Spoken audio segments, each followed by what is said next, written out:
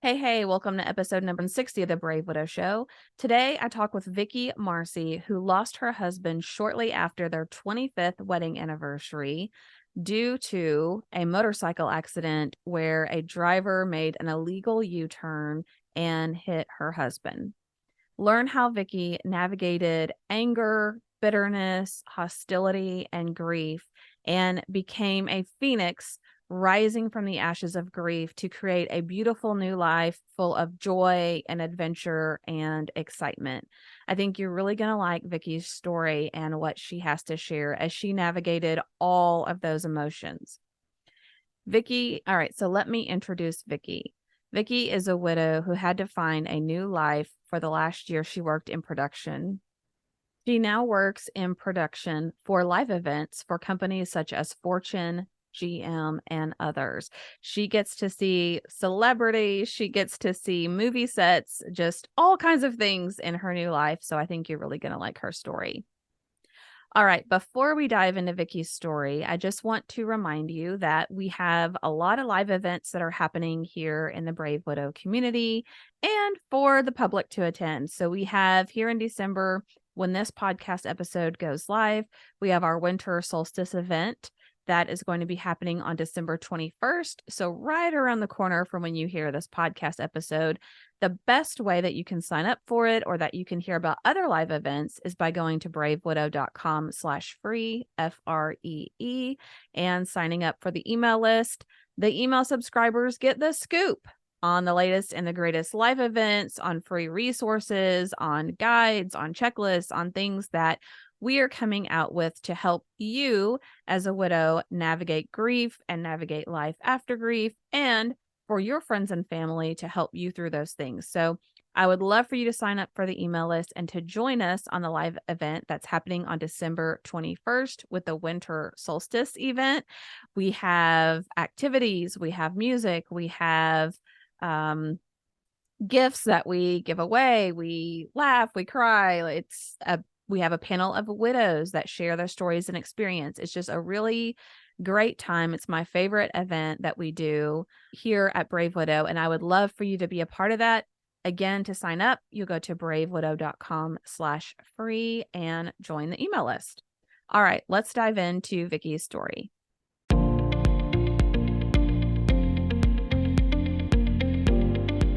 Welcome to the Brave Widow podcast. I'm your host, Emily Jones. We help young widows heal their heart, find hope, and dream again for the future.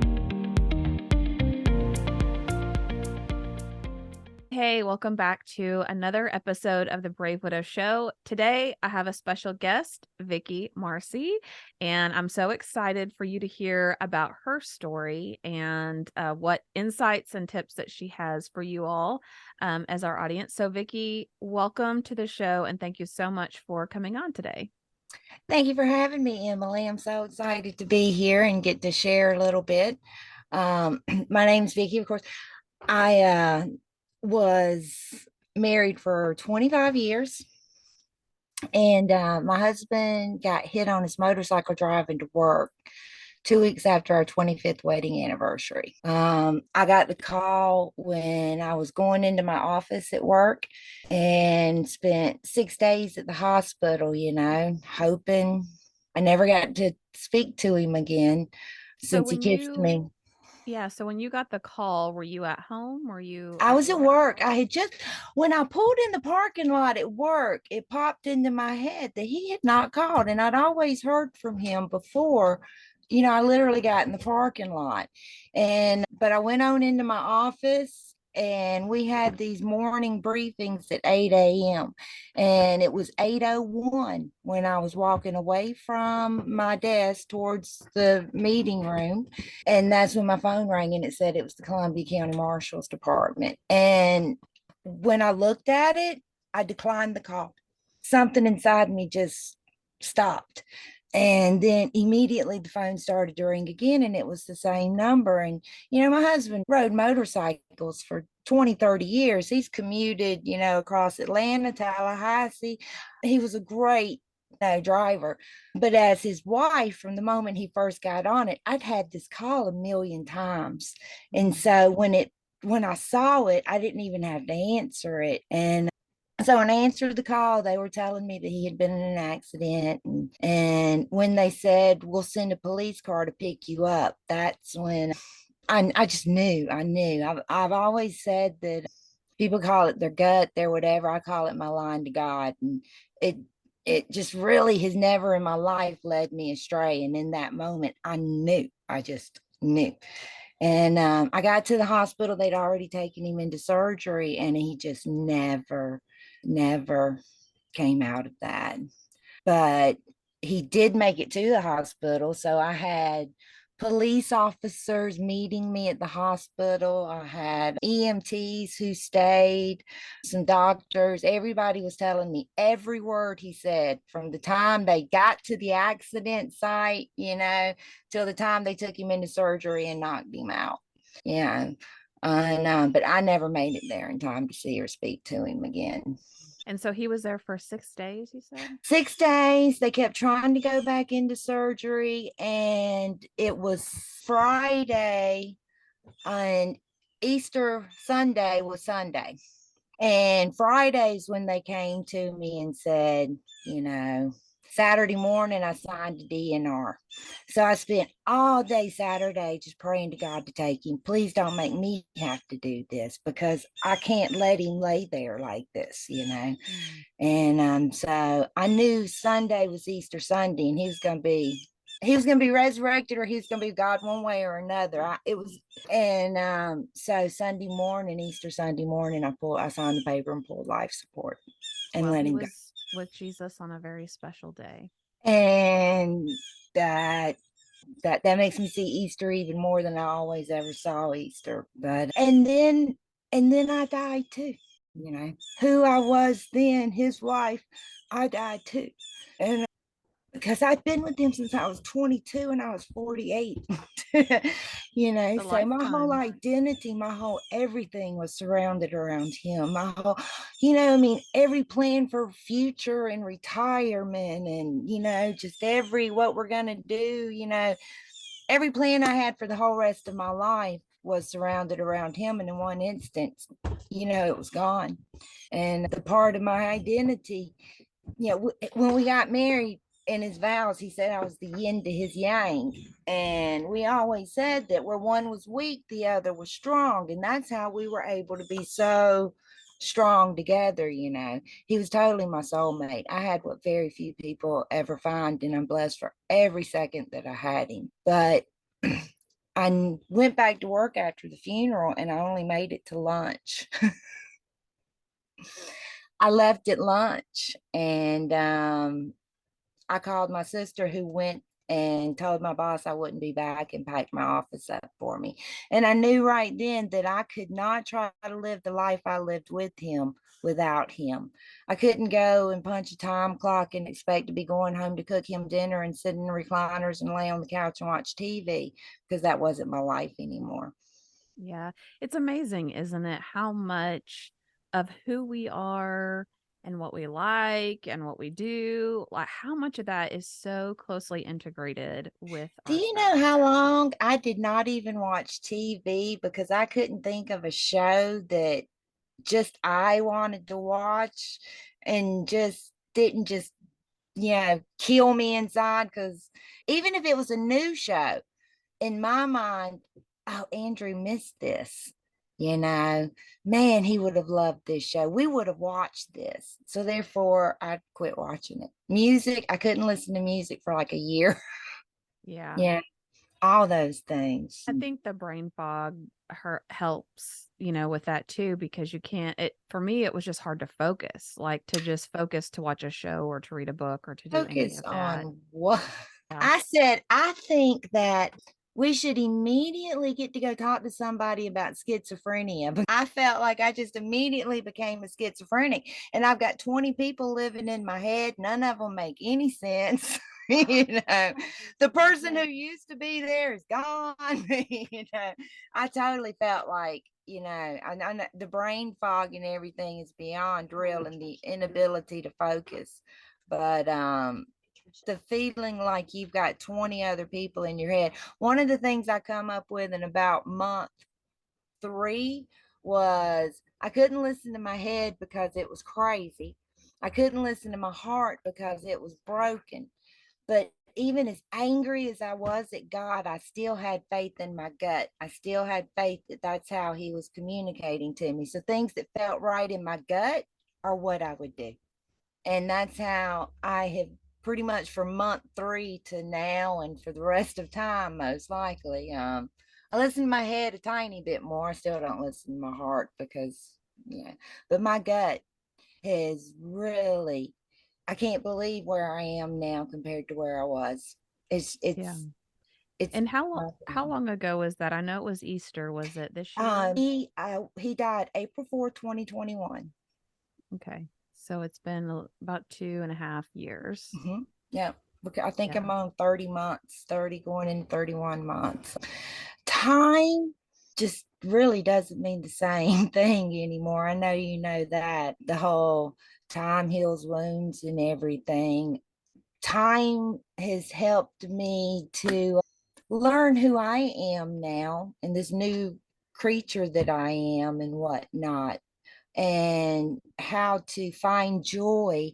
That was hard So without tell guilt, especially. Yes. You're hitting on so many good things. So, okay, you're in month 30 here, and you were, at least at first, angry at God and Oh, yeah. felt like you couldn't trust yourself, probably felt like you would never be happy again. Didn't even So, want to live. The only time I prayed to God was when I woke up in the morning that I wouldn't have to wake up the next morning. so what was that journey like to get you to a point where you even want to do this podcast? I was very blessed. I've read stories of a lot of women who haven't had nobody, you know, and I tried to push everybody who loved me away. I tried very hard to push everybody who loved me away, but they wouldn't leave. They wouldn't leave. They'd show up at my house. They'd crawl in my bed. The first Thanksgiving when I did put clothes on and try to leave the house, but I hit the doorknob and just then hit the floor and started crying, put my pajamas on, went back to bed. You also got to remember, I'm dealing with a man who hit him. And so around the holidays is when the DAs and the courts finally start contacting me saying, hey, the COVID backlog and we need you to come in and, we're setting court dates. And yeah, I'm just trying to get through, the first holidays, and all this is happening at the same time. And my best friend knocked on my door one day with suitcases. With suitcases. And she just walked in and she said, I'm not leaving. And she didn't leave. And she went to every court appointment with me, every DA meeting. She was right there with me.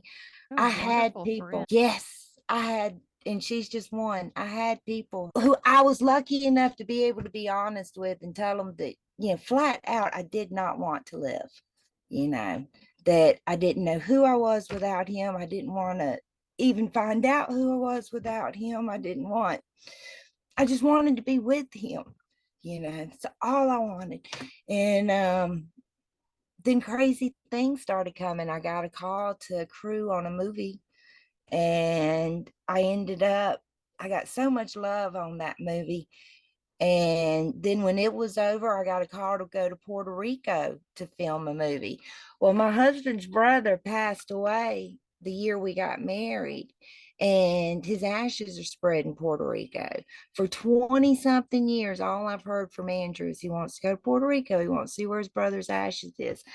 I got a call out of the blue to be a crew member on a movie, and I got to take his ashes there, and nobody knew. And the last day before we wrapped the movie, somebody had found out about it, and they all came to me, and I'm talking some pretty famous actors too, and a huge movie crew, and they said, we're your family and you're not doing this alone. Let's go. And we went down to the beach, and I got to scatter his ashes in Puerto Rico. And that was just, how does that happen? That is amazing. How does What that a happen? wonderful blessing. The producer asked me when it was over, he said, "Why here? Why now?" And I told him the story about, Andrew and his brother being there. And he said, "Are you kidding me?" And I said, "You thought you were just hiring me for a job and you did God's work and didn't even know I it." love that. He did too. He did too. And that's really what it's been from then on. Now I'm working in production. I'm a stage manager with Fortune magazine. They do live events all over the country, and I see the most incredible people. I just had Ryan Seacrest in my green room. I mean, and I see and I go to the most amazing places, and I live the joy. I make myself see the beauty. I make myself find the joy. I make myself appreciate all of it. And I try not to dwell on the fact that I know I wouldn't have this life if Andrew was here. And I also know that I would much rather just be a wife punching a time clock somewhere and going home and cooking dinner and watching TV that night.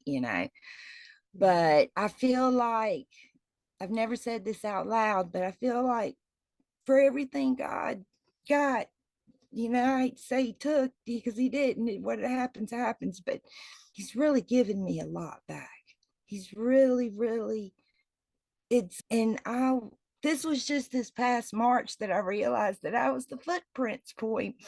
And all the times that I was so angry at him and just thought that, he had just abandoned me in this world on my own, I realized I was the footprints point and he was carrying me that time. All that time he was carrying me. Oh, I love that. And I'll have to reference that poem later for people that don't know what that is, but that's such a beautiful picture. And you're right. I also have done a lot of things that Nathan didn't like, would never have done. My life would never have looked that way, if we were still together. Mm-hmm. And it's not that I would go back in time and happily trade for it, but I think to your point, it's a relief that we can still have joy in life and we can still have great adventures and do things so much more. I often thought Mm-hmm. about the story of Job in the Bible, and Oh, I because have to.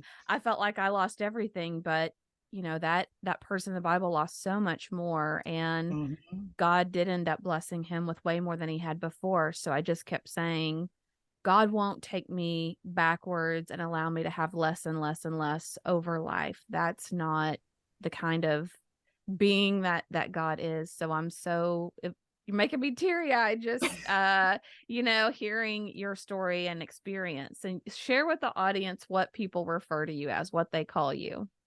They call me the Phoenix. And how Um, did that start? when at a time when I was at my absolute lowest, and I had a friend who told me that she believed in me so much.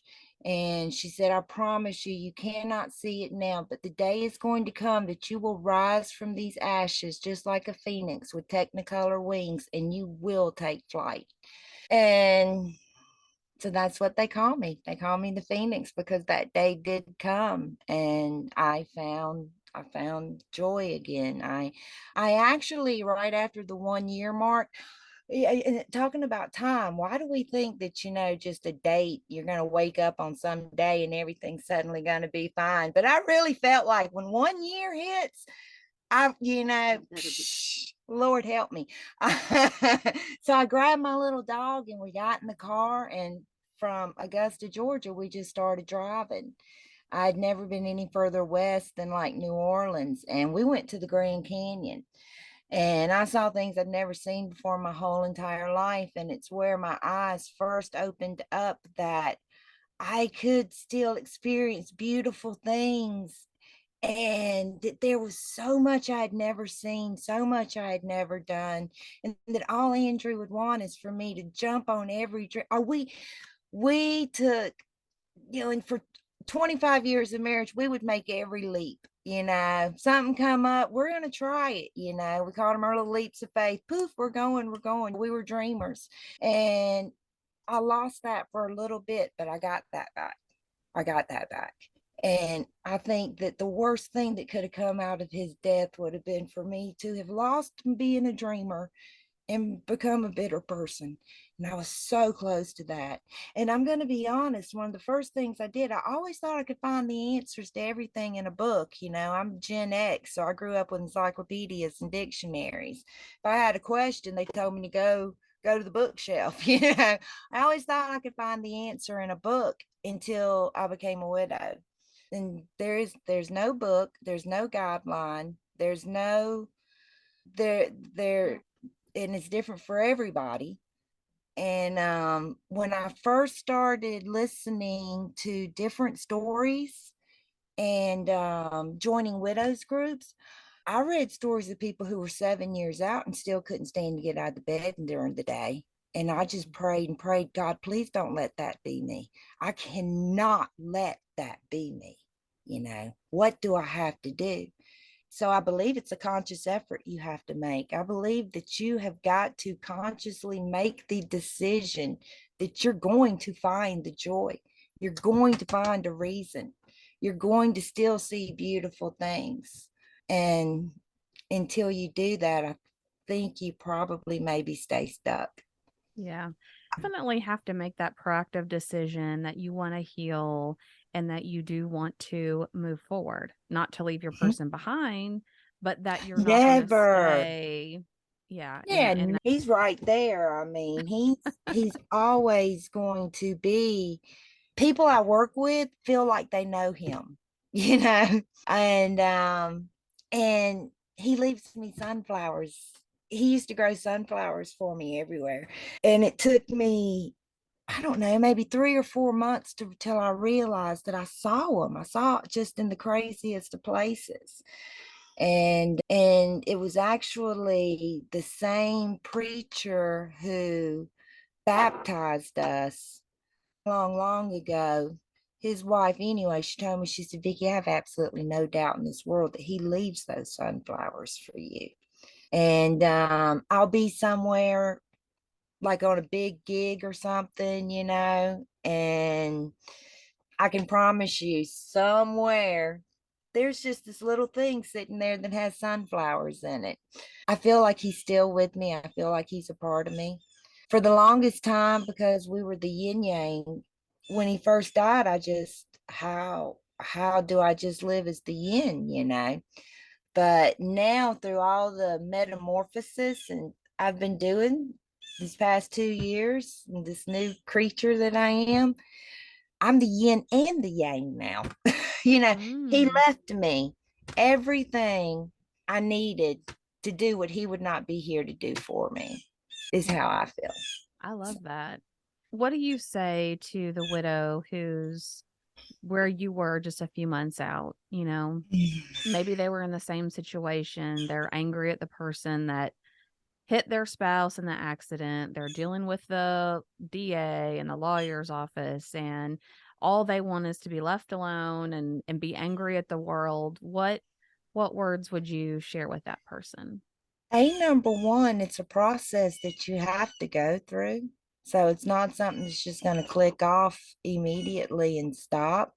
It, I can say for me, it reaches a point where you know this is not how you want to wake up every day anymore. But through some of it, you need that anger. And you need to cry, you need to grieve, but you've got to reach the point where you realize that that's not the rest of your life. That's not the rest of your life. As for the man who hit him, I've never known such hatred and anger. It was scary. It was scary. And then I have the police who's telling me some of Andrew's last words were that he wasn't mad at the man. So, you know, I'm like, you know, that was so in court, I was not very nice. And I didn't care what he had to say, and I didn't really listen. And that was in February of 2022. And by July of 2022, I realized I wasn't hurting anybody but myself. So I had the police report and I had his address. I don't know if it works or not, but I wrote him a letter And I mailed it to that address with no return address. And I said, I know you think I hate you because I heard you say that in court, but I just don't have room in my heart or my life for hatred anymore. And forgiveness is not for you. Forgiveness is for me, because I can't move forward with my life if I'm holding on to you. And so I said, but I do hope you wake up every morning and you think of him or you think of me, you know. But the hatred and the forgiveness with the forgiveness was there, the hatred was gone.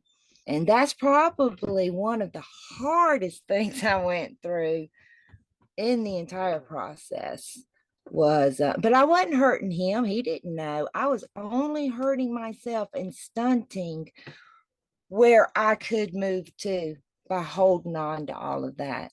So I would definitely say when it happens, it happens. I was driving from Charlotte, North Carolina to Kentucky, and it just hit me like a tidal wave. You have to let it go for you, and you can't accept the blessings that are coming to you while you're holding on to this in your heart. Yeah, it seems And very counterintuitive, but you're absolutely right. so that's my, as far as that's concerned, that's my biggest thing, is you've got to find some way to let it go. And that's the hardest part. That's really the hardest part, because you never let go of your spouse.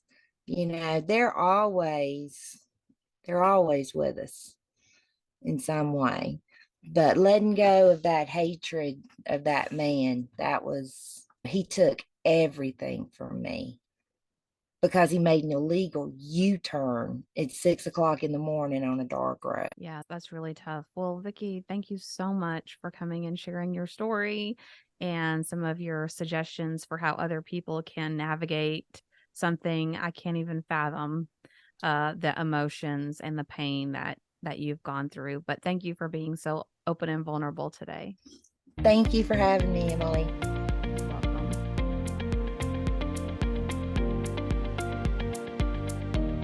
Hey guys, thank you so much for listening to the Brave Widow podcast. I would love to help you take your next step, whether that's healing your heart, finding hope, or achieving your dreams for the future. Do you need a safe space to connect with other like-minded widows? Do you wish you had how-tos for getting through the next steps in your journey, organizing your life, or moving through grief? What about live calls where you get answers to your burning questions? The Brave Widow membership community is just what you need. Inside, you'll find courses to help guide you, a community of other widows to connect with, live coaching and Q&A calls, and small group coaching where you can work on what matters most to you. Learn how to heal your heart, find hope, reclaim joy, and dream again for the future. It is possible. Head on over to bravewidow.com to learn more.